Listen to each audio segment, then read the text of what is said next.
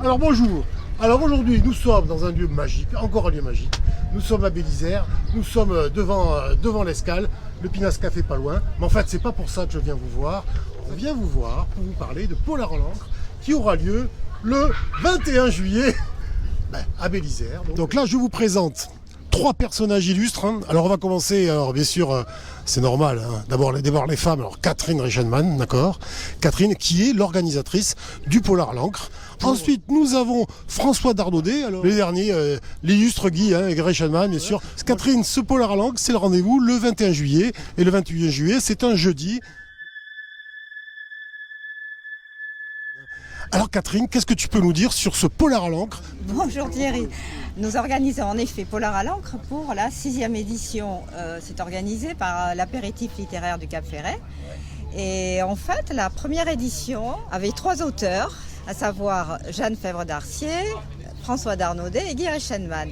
Donc on les a nommés auteurs historiques, ce qui fait qu'ils font systématiquement partie de nos invités chaque année.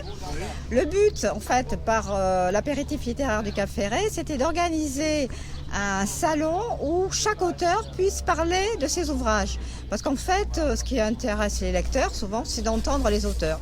Même s'ils ne lisent pas systématiquement du polar ou autre chose, c'est toujours très intéressant de savoir pourquoi un auteur écrit, qu'est-ce qu'il a voulu transmettre dans ses ouvrages.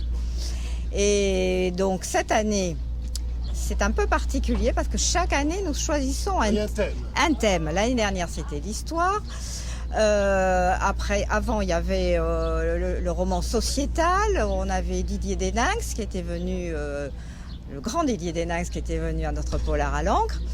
Et cette année, on va faire le Polar à l'encre autour du roman d'anticipation et autour de l'œuvre de Philippe Cadic, car nous avons Laurent Kessy, qui est le spécialiste de Philippe Cadic, qui est aussi un écrivain pour sa part, qui habite dans notre région et qui sera des nôtres. Et ceci grâce à une idée de François Darnaudet. Alors François, vous allez voir, parce que moi en fait je ne connaissais pas le nom de Philippe Cadic, mais François m'a juste évoqué quelques films, quelques livres et dans une série. Donc c'est vraiment quelqu'un de très important. Dick, c'est quelqu'un, donc Philippe Kindred Dick, c'est quelqu'un qui est mort en 1982, au moment où il devenait très très célèbre. Et c'est au moment où Ridley Scott sort Blade Runner. En fait, va sortir Blade Runner et lui, Dick, qui a écrit le bouquin de Blade Runner, qui est à l'origine de Blade Runner, a juste le temps de voir un premier montage avec des essais avec Harrison Ford, etc., en train de faire le détective, voir les premiers trucages. Il est ravi de ça et il meurt. Voilà. Donc ce sont des utopies négatives en fait, des contre-utopies. Alors moi j'avais une question. Polar et dystopie, inspiration autour de l'œuvre de Dick. En fait, voilà, en quoi cette rencontre littéraire va s'enrichir de cette œuvre-là? Alors déjà, il y a le fait que Gallimard a sorti les nouvelles, a réédité les nouvelles de Cadic cette année. Donc c'était bien de les présenter. Donc on a le spécialiste qui va nous en parler. Et en fait ça va être sous forme d'interview, enfin une conférence qui sera une suite d'interviews avec chaque auteur et avec bien évidemment beaucoup plus de temps pour l'œuvre de Cadic et pour Laurent Kessy. Les interviews seront faites par Lionel Germain, qui est le spécialiste polar de Sud-Ouest et qui aussi a un blog polar et qui est quand même très reconnu au niveau littérature noire, roman noir. D'ailleurs, je préfère qu'on emploie le terme roman noir que polar. Donc l'idée, après, c'était d'avoir donc différents auteurs. Nous aurons comme invité François Ferbos, qui écrit beaucoup sur le bassin, qui a eu un poste assez important dans la police. Et on a Jean-Luc Aubarbier, qui écrit des polars historiques, voilà, mais qui cette année aussi écrit un roman sur un kibboutz en Corrèze. Alors on l'a rencontré à la plage aux écrivains, Arcachon. Voilà, donc c'était intéressant parce qu'en fait on ne veut pas se limiter vraiment aux romans policiers, aux polars basiques. Comment vous arrivez à traiter toutes ces œuvres en fait en une soirée en fait? Une soirée d'abord, il y a les interviews et après chaque auteur est a une place sur un petit tonneau. Et donc les lecteurs peuvent venir discuter avec chaque peu. Voilà, beaucoup de choses différentes. Donc moi, ça m'intéresse justement de voir la panoplie des auteurs. Jeanne aussi, elle écrit pour la jeunesse, elle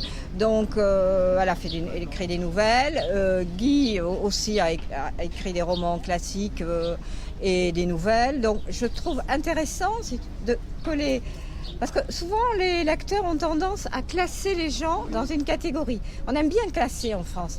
Et c'est un petit peu dommage, c'est un peu réducteur. Voilà. Et donc les interviews, conférence sous forme d'interview commencera à 17h30 jusqu'à 18h30, 19h. Et les auteurs seront en place sur leur tonneau. Ils attendront les lecteurs à partir de 15h30. Avec un verre d'eau. Voilà. À partir de 15h30. Oui, de 15h30 à 19h. Voilà. D'accord. Voilà. Et comme chaque année, après, normalement, la plupart des membres de l'apéritif littéraire, les gens qui veulent rester discuter avec les auteurs lors du dîner que nous ferons à l'Escale devront s'inscrire auprès de nous, et nous sommes en général une jolie brochette à rester, à finir cette soirée. Et il y aura un petit verre à boire après à la fin, vers 19h. Voilà. On peut rester dîner avec vous. Il faut nous peut-être réserver à l'avance. Voilà, il faut me contacter. Voilà, En fait, il faut contacter via Polar à l'encre ou via Apéritif littéraire du Cap Ferret, l'un ou l'autre. Okay. François va peut-être nous dire aussi quelques mots sur ce qu'il écrit. Allez.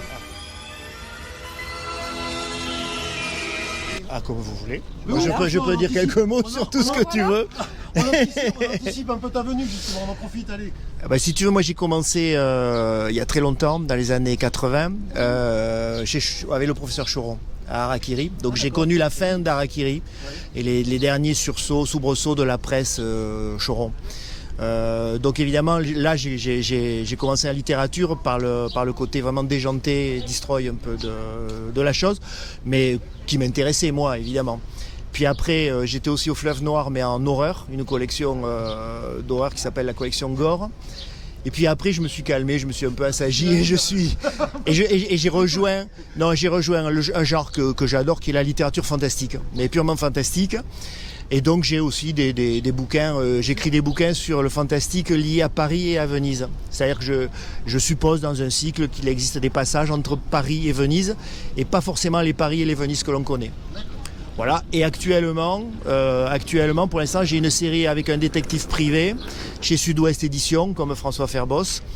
Mais c'est un détective qui enquête à Angoulême, et donc pour l'instant le premier tome qui est sorti et l'unique tome qui est sorti se passe pendant le festival d'Angoulême de bande dessinée. Et donc c'est une histoire, un meurtre pendant le festival d'Angoulême dans le milieu des auteurs. Donc c'est pour montrer un peu le côté que ne voit pas le public habituellement, c'est que font les auteurs quand ils ne sont pas en dédicace.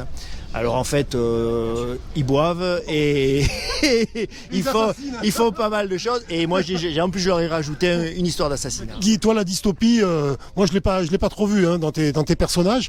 Bon, François nous a parlé du maître du Haut-Château, où là, malheureusement, les nazis et les Japonais auraient gagné la guerre. Bon, toi, tu t'es pas mis dans cette perspective-là.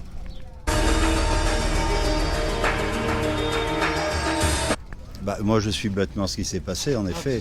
Dans l'extravagante histoire de Lucia Fancini, en effet, je parle du conflit gréco-italien.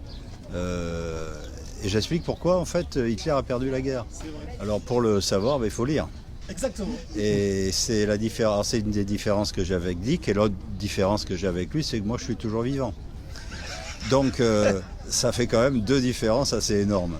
Alors c'est pour ça que ce polar à l'encre ratisse vraiment large. Oui, c'est ce qui est génial. Voilà. C'est ce qu'a dit Catherine. C'est éclectique. Donc tout le monde pourra s'y retrouver. Et surtout, moi, ce que j'adore, on l'a vécu récemment sur la lecture au garage. Ce qui est génial, c'est vous venez, vous rencontrez les auteurs, voilà, vous échangez avec eux, c'est convivial. Voilà.